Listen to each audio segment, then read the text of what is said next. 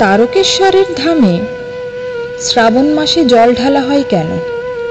বাংলার অন্যতম প্রাচীন মন্দির তারকেশ্বরের তারকনাথের এই মন্দিরটি প্রাচীন বাংলার চালা স্থাপত্যর নিদর্শন হিসাবে গুরুত্বপূর্ণ। এই মন্দিরে তারকেশ্বরের শিবলিঙ্গের একটা আলাদা মহিমা রয়েছে, কারণ এটি স্বয়ংভূ লিঙ্গ।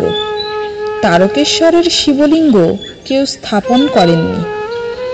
যুক্তিগঙ্গার পললভূমিতে অমর পাথর মেলাও মুশকিল। এখানে স্বয়ং শিব আবির্ভূত হয়েছিলেন বলেই মনে করা হয়। তাই তারকেশ্বরের শিবলিঙ্গকে বলা হয় স্বয়ংভূ লিঙ্গ। এছাড়া মন্দিরের সামনের পুকুরটিকেও অত্যন্ত পবিত্র বলে মনে করা হয়।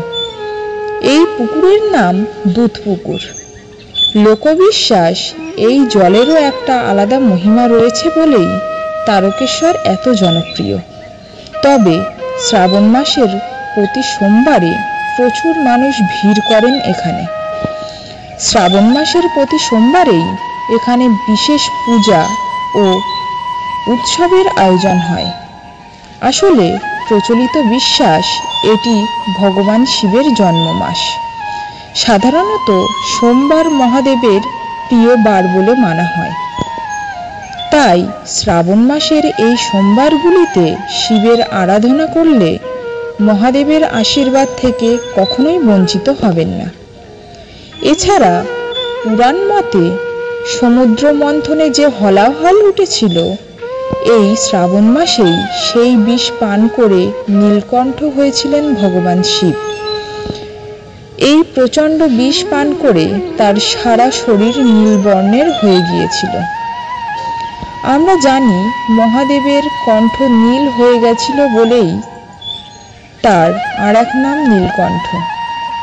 আর এই কারণে মহাদেবকে শ্রাবণ মাসে দুধ অথবা গঙ্গাজল ঢেলে পুজো করেন ভক্তরা।